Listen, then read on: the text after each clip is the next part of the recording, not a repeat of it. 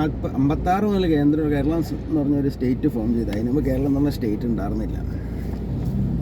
56 ഈ കേരളം ഫോം ചെയ്തതിന് ശേഷം കുറേ പരനാറികൾ, CPIM ലെഡ് പരനാറി, കോൺഗ്രസ് ലെഡ് CPIMൻ്റെ നേതൃത്വത്തിൽ കുറേ പരനാറികളും പിന്നെ കോൺഗ്രസിൻ്റെ നേതൃത്വത്തിൽ കുറേ പരനാറികളും കേരളം ഭരിച്ചു, മുടിപ്പിച്ച് നാശാക്കി. കംപ്ലീറ്റ് തീവ്രവാദികൾക്ക് വേണ്ടിയുള്ള കങ്കാണിപ്പണിയും. ഇവിടെയുള്ള രാഷ്ട്രീയ പാർട്ടികൾ ചെയ്യുന്നത് തീവ്രവാദികൾക്ക് വേണ്ടിയുള്ള കങ്കാണിപ്പണിയാണ്. അവർക്ക് വേണ്ടി ബാക്കി മറ്റുള്ളവൻ്റെ എന്തെങ്കിലും ഉപദ്രവിക്കാൻ പറ്റുമോ റവന്യൂ ഡിപ്പാർട്ട്മെൻറ്റ് വഴിയോ അല്ലെങ്കിൽ മറ്റേ ഡിപ്പാർട്ട്മെൻറ്റാണ് അവൻ്റെ അമ്മയുടെ രജിസ്ട്രേഷൻ ഡിപ്പാർട്ട്മെൻറ്റ് വഴിയോ നമ്മുടെ പേരിൽ എന്തെങ്കിലുമൊക്കെ തിരുത്തലുകൾ വരുത്തി രേഖകളൊക്കെ തിരുത്താൻ പറ്റുമെന്ന് നോക്കിക്കൊണ്ടെടുക്കുക പരനാറികൾ. സ്വാതന്ത്ര്യത്തിന് മുമ്പ് മുതൽ കിടക്കുന്ന രേഖകളിൽ 2008 ശേഷം മാറ്റാൻ വരുത്തുന്ന നടത്തുന്ന കുറേ പരനാറികൾ. അവനും അവൻ്റെ ഈ ചെയ്യുന്ന രാഷ്ട്രീയക്കാരനും അവൻ്റെ ഭാര്യയും മക്കൾ അടക്കം ക്യാൻസർ വന്നിയാവും. ഇവന് സഹായം ചെയ്തു കൊടുക്കണവൻ അവൻ്റെ ഭാര്യയും മക്കൾ അടക്കം ഇവൻ അബുദാബിയിലും അബുദാബിയിലുള്ള മോനും നാട്ടിലുള്ള മോളും അടക്കം ഒക്കെ ക്യാൻസർ വന്നിയാവും ഇവൻ്റെയൊക്കെ. അത് മാത്രമല്ല ഈ മറ്റു മന്ത്രിമാരുടെയും ഭാര്യയും മക്കളും അടക്കം ക്യാൻസർ വന്നിയാവും. കഴിഞ്ഞ 2008 മുതൽ ഇങ്ങോട്ട് കേരളം ഭരിച്ച പരനാറികൾ ഒരെണ്ണം ഇല്ലാത്തവണ്ണം മന്ത്രിമാർ റവന്യൂ ഡിപ്പാർട്ട്മെൻറ്റിലും രജിസ്ട്രേഷൻ ഡിപ്പാർട്ട്മെൻറ്റിലുള്ള ഒക്കെ പരനാറികളും ക്യാൻസർ വന്നു. അവൻ്റെ കുടുംബം അടക്കം അവൻ്റെ ഭാര്യയും മക്കളും അടക്കം ക്യാൻസർ വന്നിയാവും. അവൻ മാത്രമല്ല അവൻ്റെ ഭാര്യയും മക്കളും അടക്കം. അവന് കാശ് കൊടുത്തവനും അവൻ്റെ പുറകെ കിടന്ന് ചെയ്യിപ്പിച്ച രാഷ്ട്രീയക്കാർ മാത്രമല്ല ഇതിൻ്റെ പിന്നിൽ ഈ റവന്യൂവിലും രജിസ്ട്രേഷനിലും ഏതെങ്കിലും വർക്ക് ചെയ്ത ഗവൺമെൻറ് ജീവനക്കാരനെ അവൻ്റെ കുടുംബം അടക്കം ക്യാൻസർ വന്നില്ല. ഒരെണ്ണം ഇല്ലാത്തവണ്ണം അവൻ്റെ അപ്പനും അമ്മയും ഭാര്യയും മക്കളും കുടുംബം അടക്കം ക്യാൻസർ വന്നിയാവും.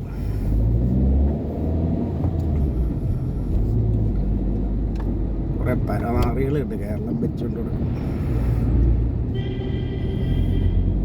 56 മുതൽ കേരളമൊക്കെ നോർത്തേൺ കേരളം മൊത്തം മറ്റേ മലപ്പുറം, മറ്റേ കണ്ണൂർ, കാസർഗോഡ്, കോഴിക്കോട് ഇത്രയും സ്ഥലങ്ങൾ വല്ല യൂണിയൻ ടെറിട്ടറി ആക്കി മാറ്റണം. കാശ്മീരിലൊക്കെ ചെയ്ത പോലെ കാശ്മീരിൽ യൂണിയൻ ടെറിട്ടറി ഉണ്ടാക്കിയില്ല. അതുപോലെ ആ 4 ഡിസ്ട്രിക്റ്റുകൾ ആ പ്രശ്നബാധിതമായ 4 അവിടെ പ്രോബ്ലം പണ്ടുപോലെ ഉണ്ട്. 1929 വലിയ കലാപം ഉണ്ടായത് കേരളത്തിൽ.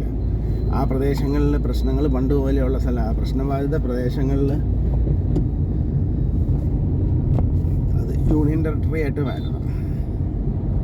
അതിന് പാർലമെൻറ്റ് നടപടി എടുക്കണം. ഈ ബാക്കിയുള്ള സ്ഥലത്ത് കേരളമായിട്ട് ബാക്കിയുള്ള സ്ഥലം വേണമെങ്കിൽ കേരളമായിട്ട് നിലനിർത്തുക ചെയ്യാം. എന്നിട്ട് ബാക്കിയുള്ള മോണിറ്റർ ചെയ്യുക. ഇതുപോലുള്ള പ്രശ്നങ്ങൾ കൂടി വരികയാണെങ്കിൽ ആദ്യം നമ്മൾ പ്രശ്നം ബാധിക്കുമ്പോൾ ഒരു ഭാഗം മുറിച്ച് മാറ്റുമില്ല എന്ന് പറഞ്ഞാൽ ഇത് ആ ഭാഗം മുറിച്ച് മാറ്റി അത് പുതിയതാക്കണം. കാശ്മീർ പോലെ വെയിറ്റ് ചെയ്ത് നിന്നിട്ട് കാര്യമില്ല. കാശ്മീരിൽ 90 പോലെ പ്രശ്നം വന്ന അന്ന് നടപടി എടുക്കുകയായിരുന്നെങ്കിൽ ഇത്രയും 30 കൊല്ലം വെയിറ്റ് ചെയ്തിട്ടാണ് ഇത്രയും വേഴ്സാക്കിയത്. 2019 മോഡി 2 ഗവൺമെൻറ് കാലത്താണ് ഒരു നടപടി എടുക്കാൻ തീരുമാനമെടുത്തത്. പഞ്ചാബിൽ പിന്നെ ഇവിടെ രാഷ്ട്രീയക്കാർ വലിയ നടപടി എടുത്തില്ലെങ്കിലും അന്ന് KPS ഗില്ല് പുള്ളിക്ക് ഫ്രീ ഹാൻഡ് വേണമെന്ന് ആവശ്യപ്പെട്ടു. അന്നത്തെ പഞ്ചാബ് മുഖ്യമന്ത്രി പുള്ളിക്ക് ഫ്രീ ഹാൻഡ് കൊടുത്തു. ഈ 2 കാരണങ്ങളാണ്. എന്ന് പറഞ്ഞാൽ വലിയ ഫേമസ് ആയിട്ടുള്ള റിബൈറോ എന്ന് പറഞ്ഞ ഒരു പോലീസ് ചീഫിനെ മാറ്റിയാണ് KPS ഗില്ലിന് ചാർജ് കൊടുത്തത്. റിബൈറോ അങ്ങനെ ഒരാളെ അന്ന് പഞ്ചാബിലേക്ക് കൊണ്ടുപോയായിരുന്നു നാഷണൽ കാഡറ്റിൽ നിന്ന്. പുള്ളി വളരെ ഫേമസ് ആയിട്ടുള്ള പോലീസ് ഉദ്യോഗസ്ഥനാണ്. പുള്ളീനെ മാറ്റിയാണ്. പുള്ളി KPS ഗില്ല് ഡെപ്യൂട്ടി ആയിരുന്നു. പോലീസിൽ പറഞ്ഞ് പുള്ളി വിചാരിച്ചാൽ നടക്കില്ല, എനിക്ക് ചാർജ് തരാം, ഞാൻ കൺട്രോൾ ചെയ്തോളാം, ഞാൻ ക്രഷ് ചെയ്തോളാം, വിത്തിൻ 1 ഇയർ ഞാൻ ക്രഷ് ചെയ്യാമെന്ന് പറഞ്ഞു.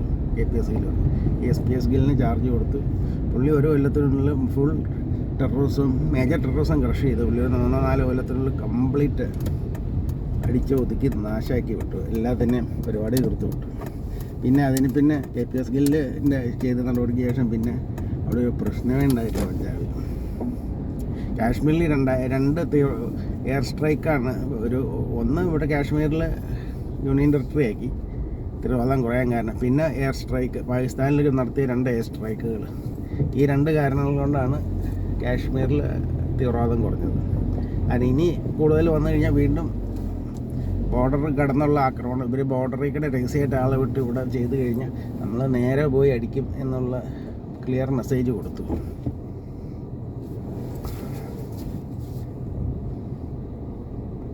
അന്ന് തന്നെ ട്രംപ് ഇടപെട്ട് കാര്യം മോഡി സമ്മതിക്കില്ലെങ്കിലും ട്രംപിൻ്റെ പ്രഷർ കാരനാണ് വാർ നിർത്തിയത്. കാരണം ട്രംപിൻ്റെ പ്രഷർ ഇച്ചിരി പ്രശ്നമാണ്. കാരണം അത് ഒരു 32 ട്രില്യൺ US$ എക്കോണമിയാണ്. അവർക്ക് പല രീതിയിൽ ഇന്ത്യക്ക് പ്രശ്നം ഉണ്ടാക്കാം. അവർക്ക് അമേരിക്കേനെ മാത്രമല്ല, അവർക്ക് വേണമെങ്കിൽ യൂറോപ്യൻ യൂണിയൻ്റെ 22 ട്രില്യൺ, യൂറോപ്യൻ യൂണിയനെയും പിന്നെ UK 3 ട്രില്യൺ ഉണ്ട്, ജപ്പാന് 4 ട്രില്യൺ ഉണ്ട്, സിംഗപ്പൂറിനുണ്ട്, സൗത്ത് കൊറിയ ഉണ്ട്. അവർ ഇവൻ ഇസ്രായേലിനോട് പോലും ഇന്ത്യക്ക് ആയുധം കൊടുക്കരുതെന്ന് പറഞ്ഞു കഴിഞ്ഞാൽ ഇസ്രായേൽ കൊടുക്കില്ല. പല രീതിയിൽ അമേരിക്കയ്ക്ക് പ്രശ്നം ഉണ്ടാക്കാം.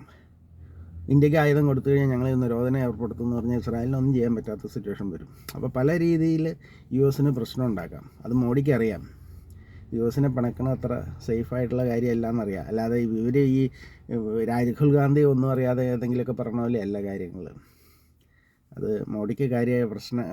മോഡിയല്ല, ഇപ്പോൾ ആര് ഒരു കോൺഗ്രസ് പ്രധാനമന്ത്രിയാണെങ്കിലും അമേരിക്കനെ പിണക്കാൻ ബുദ്ധിമുട്ടായിരിക്കും. പണ്ടത്തെ ഒരു സിറ്റുവേഷൻ ആണെങ്കിൽ ഇപ്പോൾ 1980s സിറ്റുവേഷൻ ആണെങ്കിൽ, ഇന്ദിരാഗാന്ധിയൊക്കെ ഉള്ള കാലത്താണെങ്കിൽ നമുക്ക് വലിയ ട്രേഡ് ഇല്ല, വളരെ കുറച്ച് ട്രേഡുള്ളൂ. കുറച്ച് ഗൾഫ് GCC രാജ്യങ്ങളിൽ നിന്ന് കുറച്ച് പെട്രോൾ മേടിക്കുന്ന പ്രശ്നം മാത്രമേ ഉള്ളൂ. അപ്പോൾ കാര്യമായ ട്രേഡിങ് ഒന്നും ഇല്ല.